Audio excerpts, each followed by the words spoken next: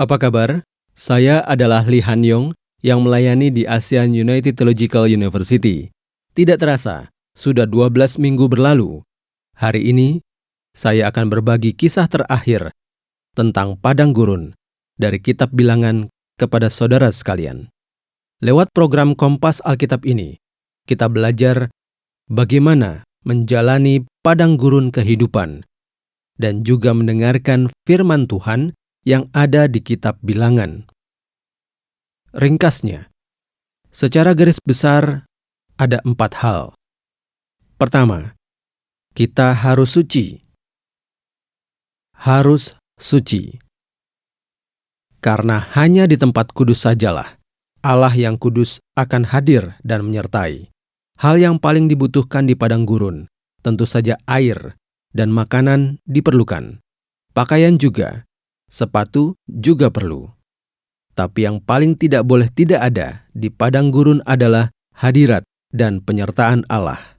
Untuk itu, kita harus disucikan. Kita harus disucikan oleh darah Yesus Kristus dan juga mewujudkan hidup kudus.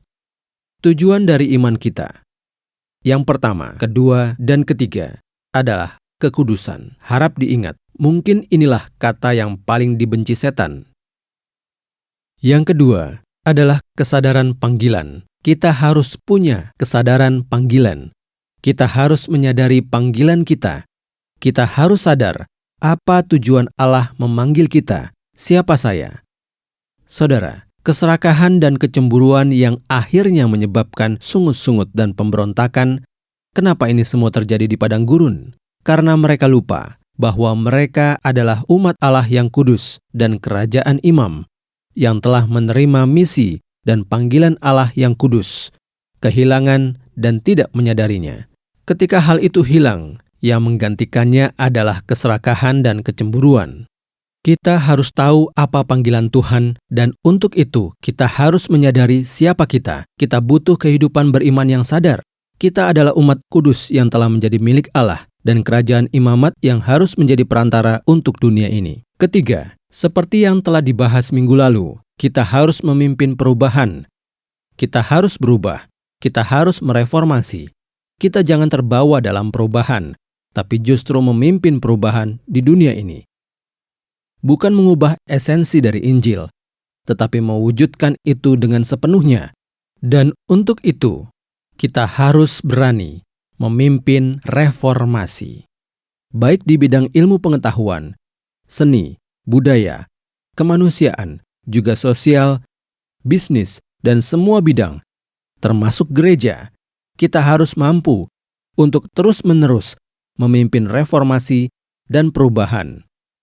Kita harus mampu menampilkan karakter dan jabatan serta fleksibilitas perubahan yang melampaui formalitas dan tradisionalisme dan terus membuat perubahan pada dunia.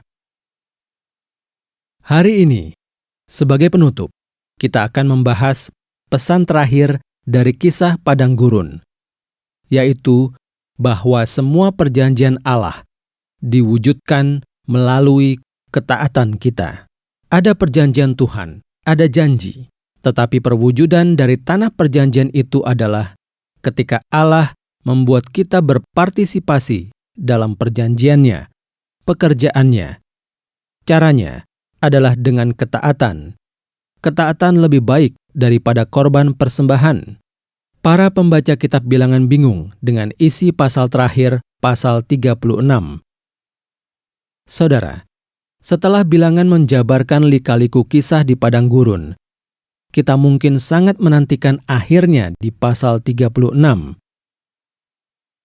Saudara, coba pikirkan, setelah 40 tahun pengembaraan, bangsa Israel tiba di Moab dan memandangi tanah perjanjian itu. Kira-kira seperti apa situasi mereka saat itu? Mereka pasti memuji Tuhan sambil menari-nari, berpesta, dan memberikan persembahan. Kita berharap kisah itu ada di lembar terakhir Kitab Bilangan, menjadi klimaks dan akhir dari kisah ini. Atau para perwakilan dari generasi baru membawa tabut perjanjian menyeberangi sungai Yordan, dan di belakangnya bangsa Israel yang memandangi tanah perjanjian. Itulah mungkin bayangan kita. Tetapi kalau kita baca seluruh kitab Bilangan, di pasal 36 yang terakhir kita mungkin berkata, "Loh, kenapa terakhirnya begini?" Karena awalnya dan akhirnya sama sekali tidak nyambung. Isinya benar-benar tidak pas menjadi bagian akhir. Kita membaca kisah aneh yang melawan alur kisah kitab Bilangan. Itu adalah kisah anak-anak perempuan Zelafehat. Anak-anak perempuan Zelafehat. Saudara, kenapa kisah anak-anak perempuan Zelafehat ini tiba-tiba muncul? Pasal 1 sampai 25 tidak ada. Dan dari pasal 25 sampai 36, kenapa kisah anak-anak perempuan Zelafehat ini harus diletakkan di bagian akhir? Ilmuwan bernama Bud menjelaskan seperti ini. Karena Bilangan banyak bercerita tentang tanah perjanjian, jadi untuk menekankan bahwa perempuan juga bisa mendapatkan tanah, dibuatlah penjelasan tambahan sebagai lampiran di bagian terakhir. Lalu ilmuwan bernama Sneyd berpendapat lain. Katanya, mungkin anak-anak perempuan Zelafehat adalah suku Manasye. Dan di masa depan, suku Manasye itu berkembang pesat. Jadi saat masuk ke tanah Kanaan dan menerima sebagian tanah, mereka menuntut lebih banyak tanah, perluasan. Ada teori-teori yang mengatakan bahwa pasal 36 ini diedit sebagai tambahan untuk mendukung hak-hak perempuan tentang pembagian tanah itu. Tetapi kalau kita perhatikan penjabaran pasalnya, isinya bukan seperti sebuah lampiran yang ditambahkan, tetapi sudah terstruktur dengan sangat baik dan konsisten dari pasal 1 sampai 36. Jadi maksudnya, kisah anak-anak perempuan Zelafehat ini memang harus dimasukkan ke pasal 36. Pasal ini saling sambung dengan paragraf lain, sehingga terwujud satu struktur yang menyeluruh. Mari kita lihat grafik ini. Dari pasal 26 sampai 36, kita bisa melihat zaman baru kan?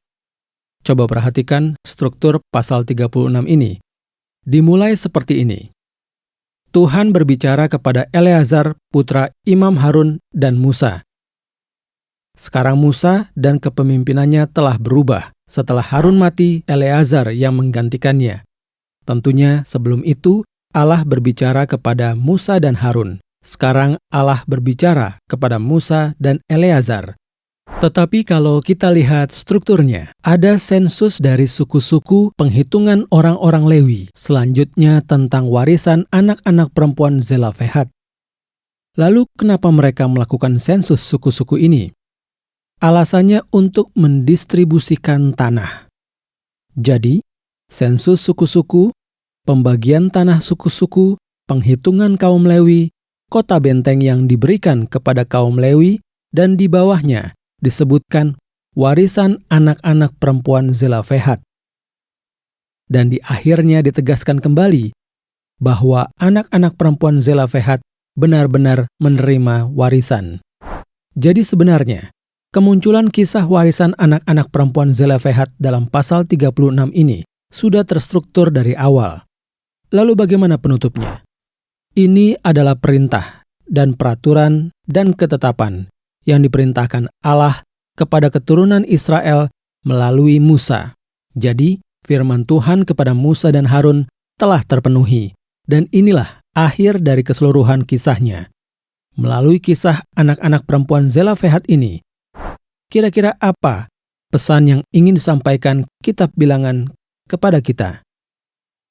Pertama, kisah tentang anak-anak perempuan Zelafehat ini muncul 2 kali, pasal 27 dan pasal 36. Nah, jadi kisah pertama tentang anak-anak perempuan Zelafehat ini adalah tentang warisan tanah. Mari kita lihat bersama. Pasal 27 ayat 1-11. Di sini terlihat ada tercatat seperti ini.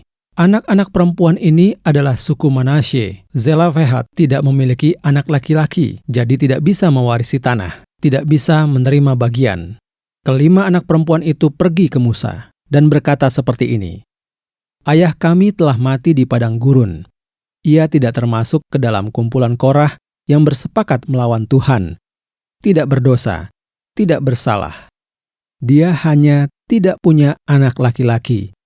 Tetapi keturunan Korah itu, keturunan Korah yang menyebabkan pemberontakan itu saja menerima tanah. Tetapi ayah kami tidak memiliki anak laki-laki. Dan karena kami tidak dapat mewarisi tanah, itu tidak adil. Begitulah diceritakan. Saudara, Zelofehad keturunan Manasye ini tidak punya anak laki-laki. Dia punya 5 orang anak perempuan. Tetapi nama dari anak-anak perempuan itu sangat menarik. Mahla, Noa, Hogla, Milka, dan Tirza. Nama-nama ini memiliki arti. Mahla berarti berkepribadian sangat lembut dan feminim. Noa artinya berkepribadian sangat ceria, suka menyanjung juga. Dalam bahasa Inggris disebut juga dengan flatter, mulut manis. Hogla, yang berarti suka bicara, orang yang pintar berkata-kata. Milka, sedikit lemah lembut, pemikirannya dalam, dan memberikan masukan, memberikan nasihat. Nama favorit saya adalah Tirza. Terkadang kalau ada yang bertanya tentang nama anak perempuan dari Alkitab, kita sering mendengar nama Maria atau Hana. Anak saya juga bernama Hana. Ada banyak yang pakai nama ini ya. Tetapi nama yang paling bagus adalah Tirza. Karena artinya, mereka adalah para wanita pewaris tanah. Hal yang sangat penting dalam reformasi kitab Bilangan. Kalau semua arti ini disatukan, betapa indah artinya. Lemah lembut, mulut manis, suka berbicara, memberikan nasihat, dan sukacita. Putri-putri Zelofehad yang bersifat seperti ini datang kepada Musa. Mereka berkata, "Berikan juga hak waris tanah untuk kami." Mereka menuntut hak waris keluarganya. Pertama, apakah tuntutan mereka itu masuk akal? Saudara, di Timur Tengah kuno, sampai sekarang pun masih ada banyak negara yang wanitanya tidak dapat mewarisi tanah. Di Korea juga, hukum tentang pembagian warisan secara merata kepada anak laki-laki dan perempuan baru diubah beberapa tahun lalu. Saya tidak dapat membayangkan wanita sudah mewarisi tanah pada 3.500 tahun yang lalu. Hal yang sulit untuk dibayangkan ini terjadi. Saat putri-putri ini datang untuk menuntut haknya, mereka membawa kelemah lembutan, sukacita, dan penuh nasihat. Dan dengan logika, mereka menuntut hak waris kepada Musa. Logika pertama, mereka berkata, ayah mereka memang sudah meninggal, tetapi ayahnya itu tidak masuk dalam komplotan Korah. Ini yang duluan mereka ucapkan, sangat bijaksana. Ayah kami tidak ikut bersama Korah yang menyebabkan pemberontakan. Orang-orang itu sudah mendapatkan warisannya, tetapi ayah kami tidak mendapat apapun.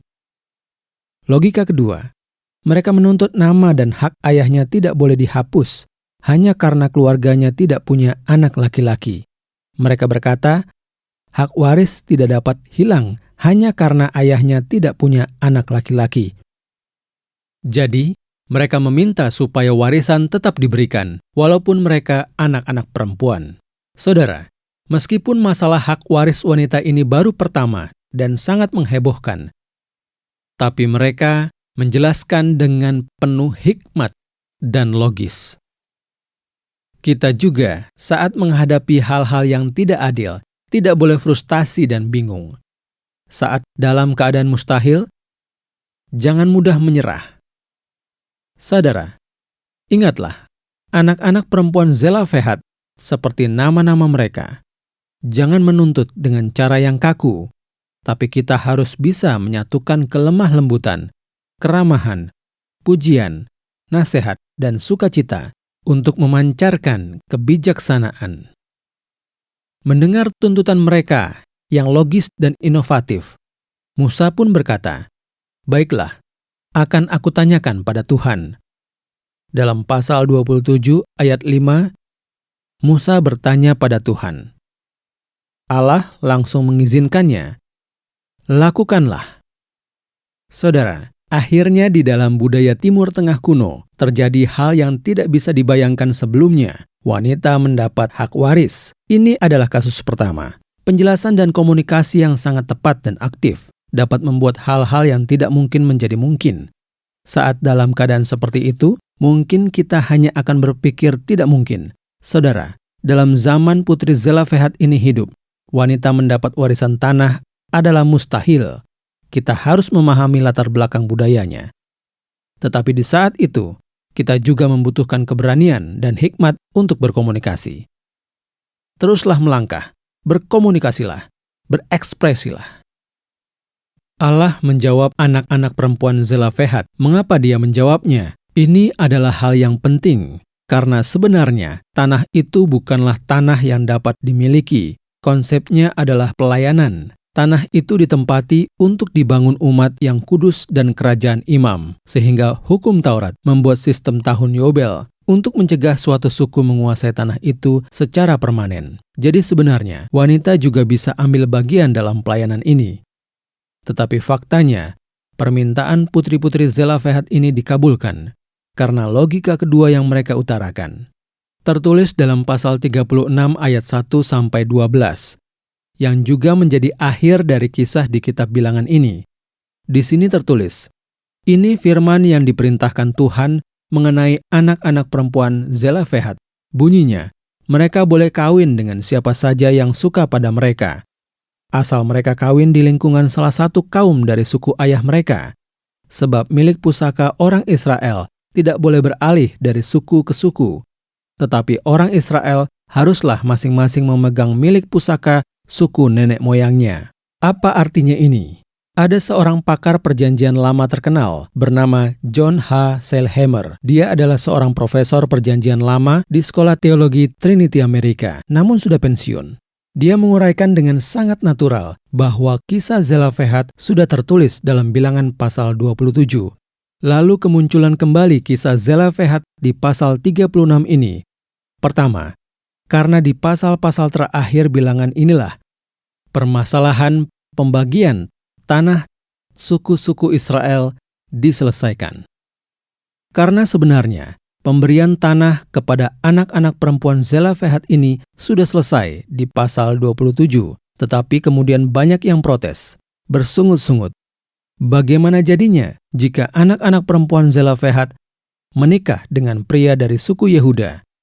Tanah warisan para perempuan itu menjadi milik siapa? Tentu menjadi milik suku Yehuda. Saudara, di antara 12 suku Israel, pemuda manakah yang paling populer?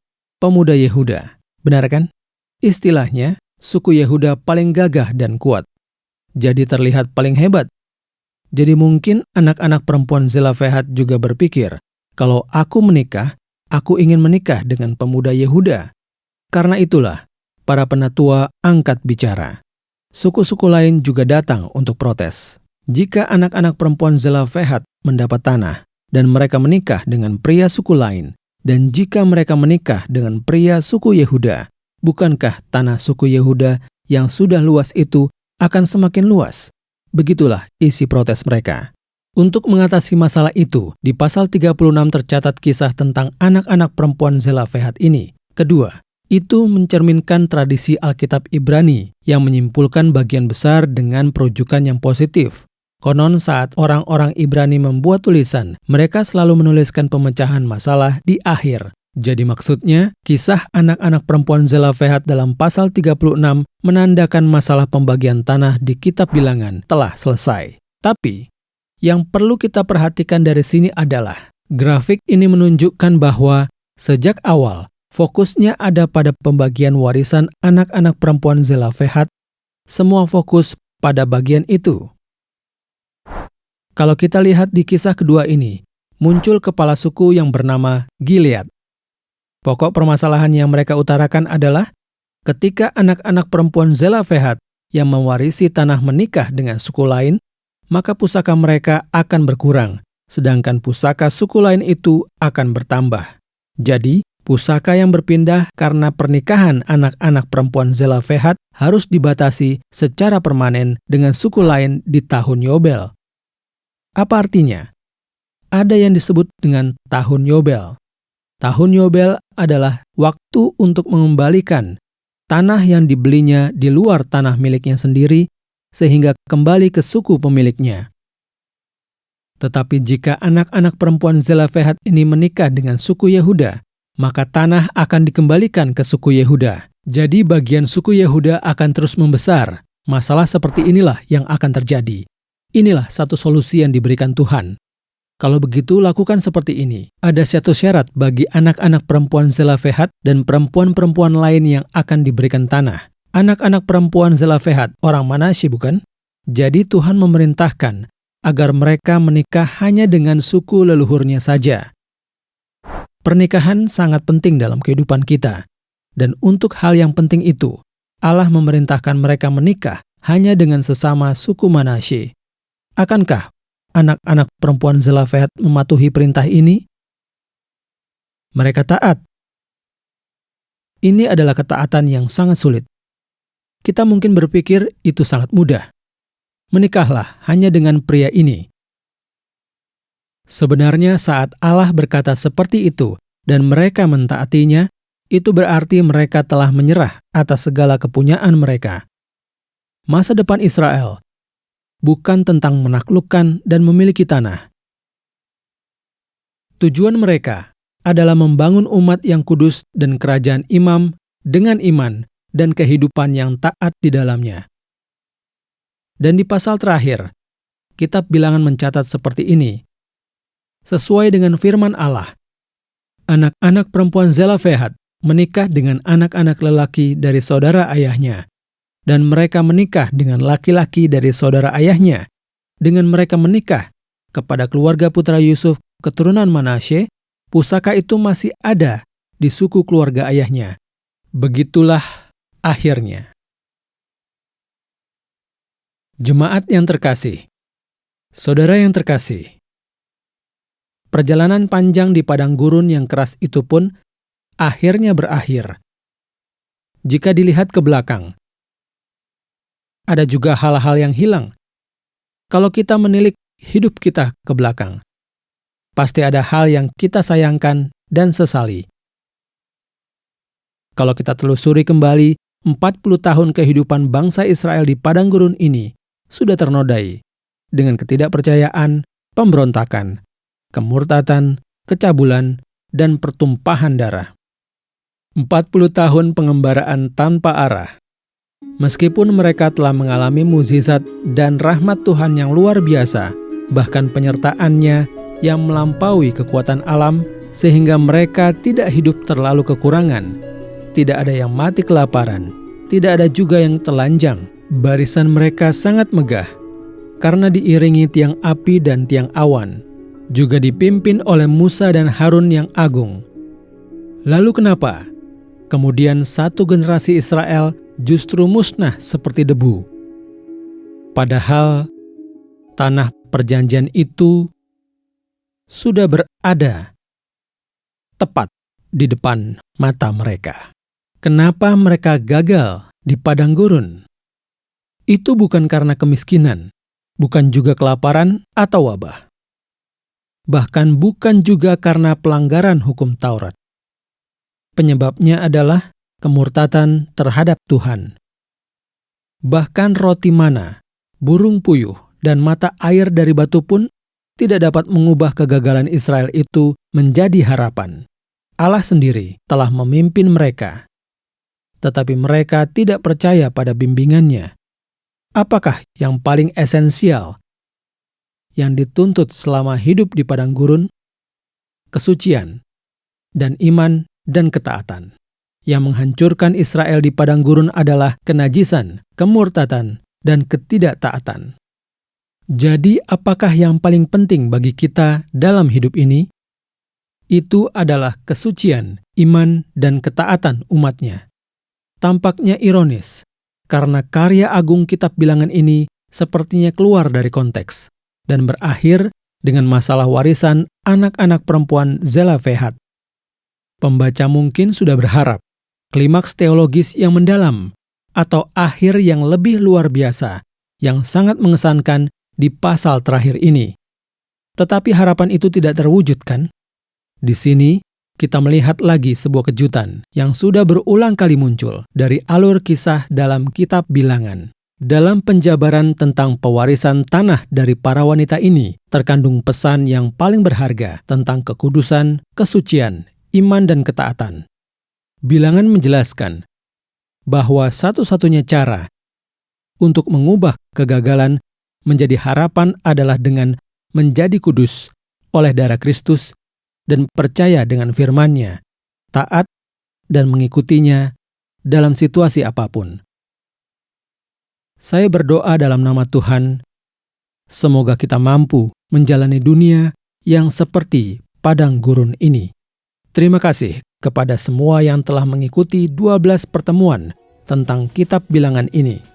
Semoga saudara sekalian selalu menang dan bahagia di dalam Kristus. Terima kasih.